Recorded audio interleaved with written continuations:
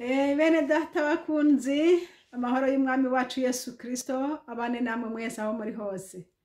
Ndanezerewe gusubira kuza no kuvugana namwe ku ijambo ry'Imana. Uyu munsi numva umutima wanje wugurutse kuvuga Yesu kandi nashimwe kuko ni wabiduha. Umunsi azogomba rurimi ruzokugagwa nta uzoshaka kuvuga, ariko uyu munsi kuko dufise umwanya reka tuvuge kuko ni igihe cacu. Imana ishimwe. Tugomba kuganira ku ijambo ry'Imana riri muri Ezekiyeli igice ca gatatu, hariya ku murongo wa 22 turaheraho. Haravuga ngo Ezekiyeli agobwa ururimi ngo abe ikimenyetso. Aho hantu nyene niho ukuboko k'Uhoraho kwanziyeko, arambarira ati va hasi uje mu kiyaya, iyo niho nja kubonanira nawe. Nja mva hasi nja mu kiyaya, mbona ubwiza bw'Uhoraho buhahagaraye, bumeze nk'ubwiza nabonye ku ruzi Kebari, maze nikubita hasi nubamye. Imana ishimwe. Nuko mpwemu anyinjiramwo, ampagarika n'ibirenge vyanje, avugana nanje, arambarira ati genda wiyugaranire mu nzu yawe. Dusimbe hariya ku murongo wa 26. Nzotuma ururimi rwawe rumatana n'uruhekenyero, ugobwe ururimi woye kubabera imburi, kuko ari inzu y'abagarariji. Ariko igihe nzovugana nawe, nzogobotora akanwa kawe, nawe uzoheze ubabarire. Utuku ni kumwami Uhoraho agize. Ngugomba kumva niyumve, utabigomba nareke, kuko ari inzu y'abagarariji. Imana ishimwe.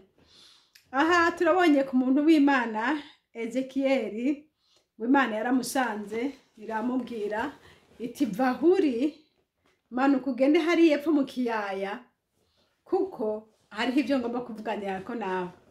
Imana ishimwe. Imana ivugana n'abantu. Haleluya. Imana ivugana n'abantu bakumva. Ezekiyeli aca aramanuka ngo agenda muri ico kiyaya, ngo amaze kugenda ahashitse yavuze ngo nca mbona ubwiza bw'Imana buhansanze, ngo nk'ubwo nari narabonye ku ruzi Kebari. Yesu nahabwa icubahiro. Aha Ezekiyeli yerekanye neza yuko Imana yavuganye nawe, kandi yerekana neza yuko yumviye. Hanyuma ngo acabona ubwiza busa n'ubwo yari yarabonye ahandi hantu. Imana yo mwijuru iguhezagire nshuti yanje uri kurankurikira. Aha nzanye ikibazo citwa ngo mbega Imana muracavugana? Mbega Imana yavuganye nawe mu gihe caheze n'uyu munsi muracari kumwe? Igituma mbaza gutyo si kindi, nuko hariho igihe umuntu ashobora kuba yarasubiye inyuma, ariko akaguma yambaye impuzu y'ubukristo, akaguma yambaye ishusho y'umuntu w'Imana, kandi yarasubiye inyuma. Hanyuma ikintu kizokwereka ko wasubiye inyuma ni iki? Nuko imigenderanire yawe n'Imana yagabanutse. Imigenderanire yawe n'Imana ntikiboneka. Imana yo ntihinduka. Imana ni Imana. Imana ni rukundo. Ariko bishoboka ko aho yahora igusanga atariho ukiri. Bishobora ko n'uyu munsi iri kwirakurondera ariko itarakuronka, kubera yuko ibyo wagiyemwo ntabyo nomenya. Mwene data, Ezekiyeli ngo Imana yaramusanze. Haleluya. Wice mubwira ati ururuka ugende hariya mu kiyaya, hariya niyo ngomba kuzobonanayo nawe. Mwene data, niba ushaka kubona n'Imana, niwanze wururuke, uce bugufi, upfukamike amavi yawe hasi, uvuga uti mwami Yesu ndakwifuza, ndakugomba. Mwami Yesu ndururutse ku vyanje. Ururuke kuri ico cubahiro ufise, ururuke kuri ivyo byose bigutumye umutima wawe winantaza, kuko ivyo birakuzibira kubona Imana. Imana ishimwe. Niwe yirondeza umutima wose, nawe urayibona. Imana ihabwa icubahiro. Mbere uko ishaka ku isi yose ni kwikora. Imana igendera Ezekiyeli iramubwira ati manuka hariya. Imana ishimwe, hari abakozi bumvira Imana. Ezekiyeli kumbure yari kuvuga ati kasi ngenda canke mbega uyu ni Imana ivuze, mbega akanka. Birashoboka nkuko nawe rimwe na rimwe Imana ivuze udahuta umenya ko ari Imana yavuze. Ushaka kwiyumvira uti ngira ngo ni ivyumviro vyawe vyaguteye kwiyumvira gutyo, canke ushaka kwiyumvira uriya muhanuzi akuzaniye ukavuga uti biryo ni vyababandi birirwa babeshera Imana. Birashoboka kandi uri umuntu w'Imana, ariko ntiwumve ivy'uwundi mukozi w'Imana gutumweko. Rero umuhigwe numwumva akumvira. Ezekiyeli ngo aca arumvira, ngo aca aramanuka aragenda. Haleluya! Agiye ngo aca abona ubwiza bw'Imana, ngo nk'ubwo yari yarabonye ahandi hantu. Ikebali, mwene data, mbega ntukumbuye vya bihe vyo kubonana n'Imana? Mbega ntukumbuye ya misi wahora uduga ku musozi gusenga? Mbega ntukumbuye vya bihe hamwe Imana yahora kwiyereka? Ndasubirayo. Bwira Yesu asubira kudodesha, arabishoboye, kuko ububasha bwiwe n'inkomezi ziwe byose biracahari, ntaho vyagiye. Haleluya! Twebwe turahinduka, turasaza, ariko wewe ntasaza. Ari uko yahoze, ni data wa twese, icubahiro niciwe. Haleluya! Yesu Kristo nashimwe inshuti yanje. Ndiko ndagomba kukwibutsa, numva ntagomba kukureka ngo usinzire, ariko vyuka usubire wambare za nkomezi wahoranye. Yesu aracari ku ngoma kandi aracakurindiriye. Ezekiyeli yari yarabonye Imana. Ikebali yari yarabonye Imana, yari yarabonye ubwiza bw'Imana. Asubira kwibuka ati nabonye nk'ubwo nabonye cagihe. Nawe ndagomba kukwibutsa vya bihe vyiza wahozemwo, vya bihe vyiza Yesu yahora avugana nawe. Usubire umurondere, aracaboneka. Imana ishimwe. Hanyuma Ezekiyeli Imana imaze kumwiyereka, ikiramubwira amajambo akomeye. Kiramubwira ati genda mu nzu wiyugarane. Yesu we! Hari igihe Imana ivuga ngo sohoka, genda hariya babwire. Hari ikindi gihe Imana ivuga ngo genda mu nzu wiyugarane, ntuvuge n'ijambo na rimwe.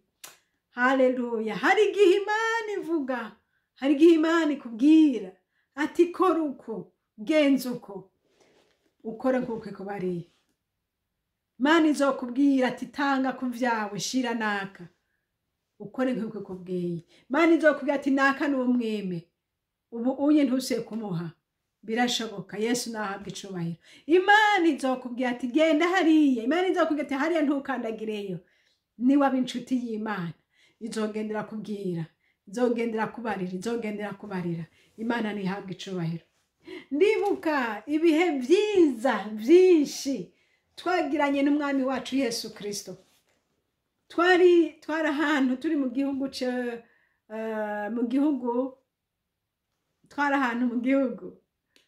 hanyuma rero Imana ikaza iravugana natwe, ikavuga ati uyu munsi ho ntimugende hariya mu gisagara. Imana yavuze tukareka tuti ko Imana yavuze reka ntitugende mu gisagara uyu munsi, tukareka tukaguma muhira. Ariko kubera tutaba tuzi igituma Imana yavuze, kuko si kenshi Imana ikubarira ngo ni kubera iki niki, wewe icuka n'ukumvira gusa. Tukareka tukaguma ngaho, bukeye tukumva tushaka kugenda, ariko hakaba ikindi kintu kikaza. Ico gihe nibuka turatse imodoka iranka kwaka. Yanse kwaka, duhamagara umumekanisiye. Umumekanisiye araza arayikora.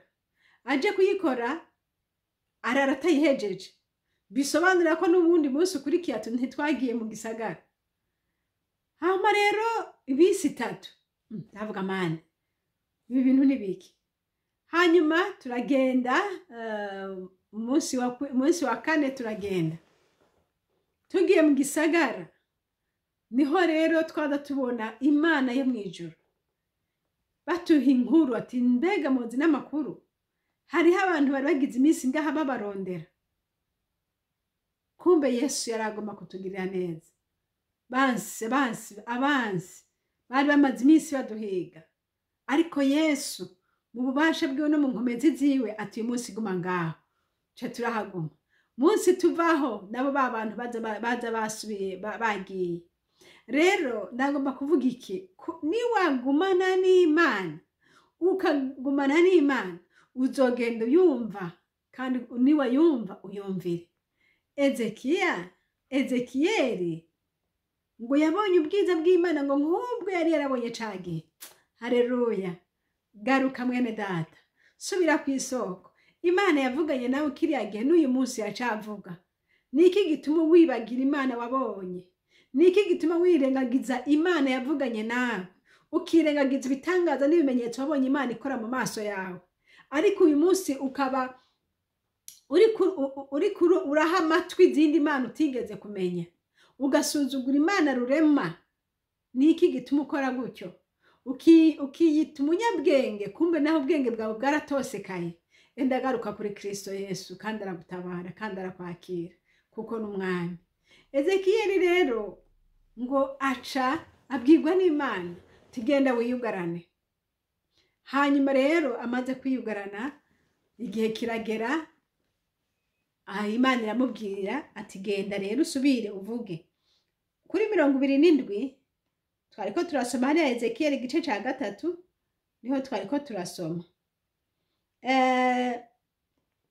hariya ku murongo wa 27 havuga ngo ariko igihe nzovugana nawe nzogobotora akanwa kawe nawe uzuheze ubabarire amen iyi Imana yavuze mbwira ngo botora akanwa k'umuntu kugira ngo ushobore kuvuga niba ubona uyu munsi Imana yagobotora akanwa kanje nkaba ndiko nakubwira nshuti yanje ntiwirengagize yuko hariho ikindi gihe narimaze narahoze kuko kitari igihe cyo kuvuga ariko uyu munsi nayibasuye kugaruka ni ukubera yuko hariho ico Imana iriko yabikorera haleluya Imana iragomba ngo ndakuburire Imana iragomba ngo ndakubwire Imana iragomba ngo uwo vyumva cyangwa utovyumva hari igihe uzomenya uti wa muntu w'Imana yari yaravuze Yesu nashimwe nje kuvuga Yesu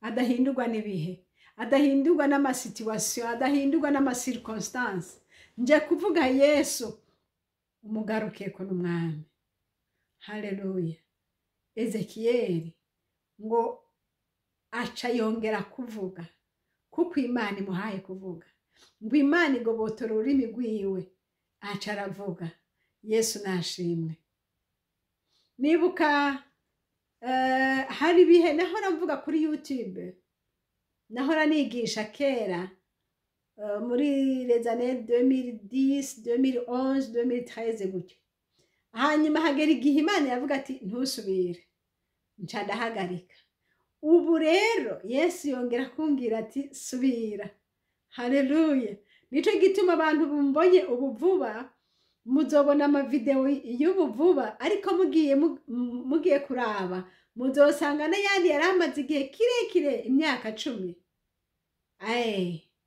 ariko ayo muzosanga afise ama view makeya kubera yuko ico gihe abantu benshi ntibari bwamenyeshene yanje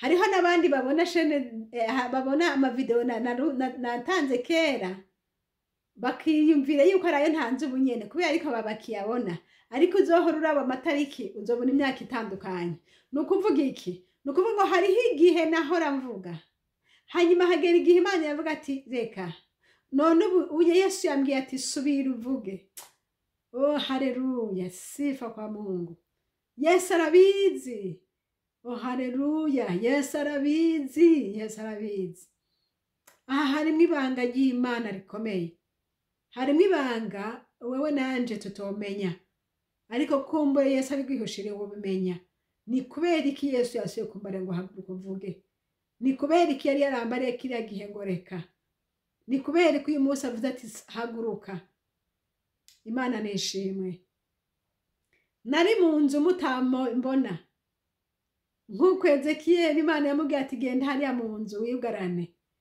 nari ahantu mutambona ariko uyu munsi ambwiye ati sohoka vayo ngwino usubire ugende kuri YouTube wongere uvuge usemerere hariho icyo Imana ivuze Haleluya. Hariho ico Imana ivuze kuri aya majambo ndiko ndakubwira.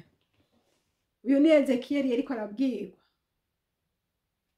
Ezekiyeli yabwiwe aya majambo akomeye. Haleluya.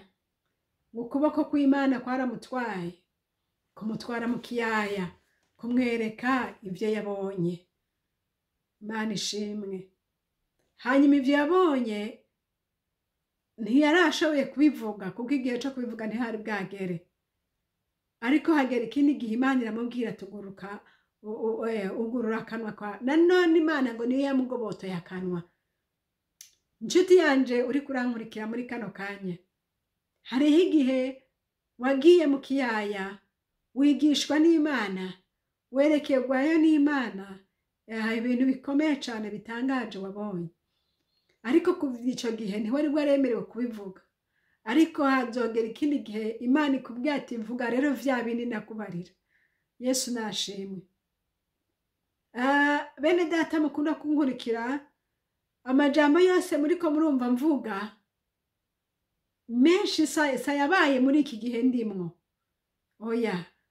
Ariko nayabaye mu gihe nari ndi mu kiyaya. Haleluya. Ni ivy'Imana yanyerekeye hariya mu kiyaya. Ni ivy'Imana yanyigishije hariya mu buto bwanje. Ni ivy'Imana yanyigishije hariya muri adolescence yanje. Ni ivy'Imana yanyigishije hariya mu gihe cyo mu kazi. Ni ivy'Imana yanyigishije hariya. Nari narabihoze, ariko uyu munsi Imana ivuze ati ugurura akanwa rero nubivuge. Imana ishimwe. Uyu munsi ndiko ndavuga kugendana n'Imana. Uyu munsi ndiko ndavuga gukorana n'Imana. Uyu munsi ndiko ndavuga kumvira Imana. Haleluya. Yesu nashimwe, Yesu nabahezagire. Inshuti uri kurankurikira, inshuti uri kurumva. Igituma Yesu yugurura akanwa kanje ngo mvuge, nuko ikugomba. Nuko igomba kumenya ubushobozi bwayo n'inkomezi zayo. Imana yakoze imirimo n'ibitangaza mu myaka yose twagendanye nayo. Haleluya. Nabonye Imana itabara, nabonye Imana ikiza. Nabonye Imana idukura hagati mu rupfu ikadushira mu bugingo. Nabonye Imana imodoka yacu turi kumwe n'umuryango wose yaratembagaye. Imana y'ububasha iratuzigama twese abari mu modoka bose. Nta muntu n'umwe yakomeretse, igifungo cyo kwikoti gusa nico cacitse. Nta nakandi gakwabo mu muntu yari ari mu muduga yabonye. Ariko mu kanya gato twagiye tubona twagiye twumva mu radio bariko baratangaza ngo hari accident iheje kubera hanaha. Turi mu modoka badutwaye kudupima ngo barabe ko twakomeretse, twagize twababaye mu mutwe canke. Ariko ntitwamenye ngo ninde yabitangaje, ntitwamenye ngo byagenze gute. Ariko twagira turavyumva bariko batangaza accident iheje kuba. Mukanya sase twabona imiduga izanye ibirengeti n'ibindi byose ngo bazi ngo baje gufuka ibiziga. Ariko twese twari dukomeye, nta numwe yari yagize icaba. Imana yatubereye Imana. Imana yaradutabaye, Imana yatugiriye neza. Ni agaheze gigwa n'Imana. Iyo niyo ndiko ndavuga nabonye Imana ikora. Igifungo c'ikoti conyene nico cavuyeko. Yesu nashimwe. Yesu yatubereye Imana. Iyo Mana ikora iko niyo ndiko ndavuga uyu munsi. Nabonye Imana ikora, nabonye Imana ivuga, reka nabivuge nawe uvyumve. Iyo Mana uyizere. Uhora uvuga ngo nta Mana iriho, uribesha. Ndatangara, ewe Satani uri umugome, uhora haguhane. Abantu babonye Imana, babonye ikiganza c'Imana. Uyu munsi barubahuka kuvuga ngo nta Mana iriho, ngo ijya Mana ngo barababeshe, ngo ijya Mana siyo. Kandi bazi ko ariyo basenze, bazi ko ariyo yakoze ibitangaza mu maso yabo. Uhora hadutabare. Garuka nshuti yanje. Garuka reha kubabaza Imana. Reha kuyibabaza. Ariko kandi nutashaka wirekere. Nayo gehene murakurindiriye. Urukundo rw'Imana ruguhamagarira kugaruka no kwibuka ko Imana yo mwijuru ari iganje. Haleluya. Yesu nashimwe. Rero ndiko ndavuga ku bwa Ezekiyeli yabanye n'Imana. Ikamujana mu kiyaya ikamwereka ibikomeye. Hanyuma hakagera igihe ikamubwira ati hora. Hanyuma hakagera igihe ikamugobotora urimo ati vuga. Kuri uyu murongo wa 27 havuga ngo ngugomba kumva niyumve, ngutabigomba nawe nareke. ngo kuko ari inzu y'abagarariji. N'iri jambo nyene Bibiliya bivuga ati ugomba niyumve, ugomba nareke, ugomba nakurikira Imana, agarukira Imana bigishoboka, ushaka nawe yirekere, kuko iyi ni shwa y'umuntu. Ariko harimo urukundo, harimo kwinginga, ugaruke ku Mana yo mwijuru. Haleluya. Nayo irakugirira imbabazi. Tuzokwama tuvuga ivya Yesu Kristo Umunyanazareti, tuzokwama tuvuga iby'urukundo rwayo twabonye, tuzokwama tuvuga iby'ukuboko kw'Imana twabonye hariya mu kiyaya twigishijwe ibikomeye. Haleluya. Ni Yesu yari yadutwaye mu ishure ryo kwiga, mu ishure ryo kubona, mu ishure ryo gutahura, mu ishure ryo kuraba ivy'Imana ikora. Si ibyo gusa, mbega nogarukiriza hehe? Reka mvuge mu kiyaya ikindi kintu nabonyeyo. Haleluya. Ikindi gihe twari muhira, novuga nti n'abarozi kuko sinomeye ivyo ari vyo. Tuvuye twari duherekeje abashitsi bavuye muhira iwacu, kandi abo bashitsi bari abantu duheje gusengana. Tubaherekeje tubatahanye n'imodoka tugarutse. Dashika nyene dusanga abana bose bari muhira. Hama turabanza tuti mwabana murakomeye, yego turakomeye, mwese mwariye. Umuya yarambwiye ati bose bariye kiretse naka. Ambwira umwana mutoyi ati niwe wenyine atarajya. Nti sawa. Muri uyo mwanya numva mu mutima ngomba gusenga. Hari gihe umuntu wumva mpemu yarakugobera ikintu mugani ntumenye ivyo ari vyo. Nca ndagenda mu cumba, nca nubika umutima ku gitanda. Numva nyene ntangura gusenga. Mugabo abandi bose bari muri sala. Ariko nca ngira reflex cyane nugara umwango uraba hanze. Ubundi uwo mwango twayubugara tugiye kuryama. Mugabo uwo mwanya ndawugara hakiri kare abantu bakigomba kuraba hanze. Hanyuma rero barambwira ati mama kubera iki wugaye umwango? Turakeneye kuraba hanze kubera iki wugaye? Nanje numva sinzi ikintu kinteye kugana, ndavuga ntaco reka nugare. Nca ndahugara. Nukuvuga rero ngo portail yari yugaye n'umuryango w'inzu wari wugaye, umuryango uraba hanze. Hanyuma rero urumva umuryango w'inyuma wowe wari wugaye. Imiryango yose yari yugaye, twese twari mu nzu, nta muntu n'umwe atari muri iyo nzu. Hanyuma kubera nababwiye yuko nariko naciye ngenda mu cumba ngasenga, kandi abana bose ngo bari bariye, amatara acaracika. Amatara acitse, abana kubera baza bariye baca bagenda kuryama. Wa mukozi rero ahangayika aja kuraba wa mwana atarajya. Aramuraba hose aramubura. Aca yibaza ngo ari kumwe nanje mu cumba. Hanyuma rero aca aravyihoza kuko ayaze ati ko namubwiye ko atariye, ko bari kumwe ntaco araza kuvyuka, aramumpa ndamugaburire canke naho araza mugaburira. Urumva ko niko yavyiyumviriye. Hama rero ya matara acitse, baraja kuryama, mutwara araza araryama, twese turaryama. Ariko jewe sinigeze menye habari yuko umwana bamubuze. Kandi nta wundi muntu n'umwe yabimenye kiretse uwo muyaya kuko niwe yamurondeye. Yamurondeye inzu yose, arahamagara, araja mu byumba, aragenda hehe, aramubura. Hama rero niho rero mu masaa 9 z'ijoro narota mbona ikamyo izanye abana benshi cyane. Mbona ngo abana bambaye amakabutura gusa hejuru batambaye, kandi abana batose, kandi iyo kamyo yari irimo imisenyi, amagravier imwe byo kubakisha, babyita kokoto mu Giswahili. Yari yuzuye ya misenyi.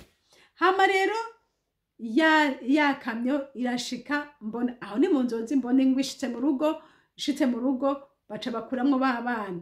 Ariko ngo ndagenda ngo nabwira ngo uwo mushoferi ngo aba bana bakuye hehe? Ngo aca avuga ati aba bana ndabakuye ku ruzi. Bariko bakora iki? Ngo nibo bapakiye imisenyi. Kandi mbona n'abana batose bajugumira. Ibyo ni mu nzozi. Hanyuma nca ndikangura mpejeje kurota ivyo bintu.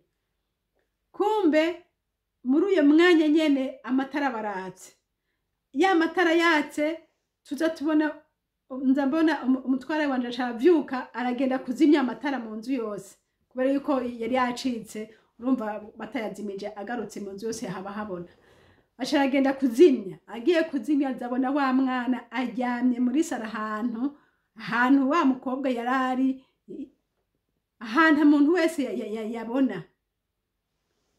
Tusanga aryamyeho, niho rero yaca mumuzanira atose, yararyamye avuga ibi bintu nibiki, acara munzana. Hama rero niho mu gatondo twabanze umukozi tuti mbega byagenze gute, umwana yaraye hehe? Acara tubwira ati je mwana agira ngo mwararyamanye. Byagenze gute? Ati naramurondeye inzu yose ndamubura, naragize gute rararara. Nanje nibuka ko nugaye, no hava mvuga ngo kumbure iyo yaraye hanze. Nije nugaye kandi nugaye abantu bose bari mu nzu.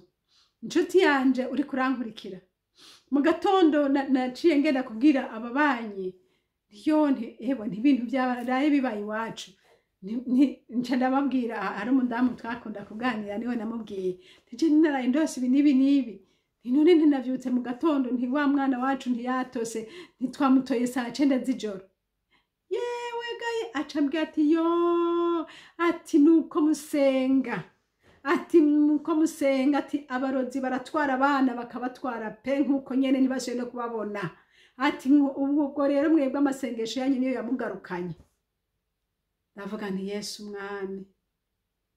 Rero mwene data uri kurankurikira, mu kiyaya nabonye vyinshi, mu kiyaya nabonye abarozi bateshwa agaciro, ukuboko kw'Imana gutabara, mu kiyaya nabonye ibitangaza n'ibimenyetso vyinshi. Uyu munsi reka ndabivuge kuko Kristo Yesu ari wavyemeye. Mwizere Yesu, nta kizogutera ubwoba. Naho abarozi bozi wawe bazotwara abandi, ariko wewe niba nabo gutwara bazokugarukana kuko bitazokunda ko bakugumye. Imana nihabwa icubahiro, Imana nishimwe. Mwene data uri kurankurikira, mbega novuga iki? Yesu yabanye nawe, Yesu yabanye n'abamwizera, nawe azobana nawe. Ntugire ubwoba, ntutinye, nje kukuremesha, ntutinye. Dufite ibyo kumuvuga ko Yesu vyinshi. Yesu yadutabaye, Yesu yadukijije, Yesu yaturokoye. Uyo nyene niwe turiko turavuga. Nuba aracatabara kandi nuba aracakora, kandi nta nkunzi afise. Oya, umwizera wese akamuhamagara aramugirira neza. Nuko rero Yesu aguhezagire. Ntiwumve iri kuyakuburira, iri kuyakuburira n'Imana. Subire ku murongo wawe uvugane n'Imana. Hahandi mu kiyaya Imana yavugana nawe, n'uyu munsi iracahari kandi n'ubu iracavuga. Yesu aguhezagire cyane. Amen. Data mu izina rya Kristo ndagukengurukiye. Haleluya, kuko niwe uvuga bikaba. Imana ishimwe, ni wewe data wa twese ahoraho. Ni wewe wajanye Ezekiyeli mu kiyaya ukavugana nawe, ukongera ukamubwira uti hora. Hanyuma igihe kigeze ukongera ukamubwira ngo mvuga. Habwa icubahiro Mana yera, kuko iminsi ni yawe, ibihe ni ibyawe. Hezagirize inshuti zanje ziriko zirankurikira, ubumvishe kuri Imana ijyanye nidahinduka. Wowe wadutabaye, umwana wacu bamutwaye bakamugarura. Uri Imana uragahora usengwa. Wewe wadutabaye muri vya bihe vyinshi abansi batugose, watubereye Imana utugirira neza. N'ubu nyene urijya nyene, icubahiro niko kugarukeko. Mu izina ryawe ryera Yesu. Hezagira mwene data ariko arankurikira. Ibyo arimwo sindabizi, ariko nsabye ngo kuboko kwawe kugumane nawe. Nuhabwe icubahiro kuvyumvise, mu izina ryawe ryera Yesu. Amen. Ni Françoise mwariko muravugana. Shene turiko turavugirako ni shene Habonayo, kandi Yesu mwami abaho umugisha. Amen.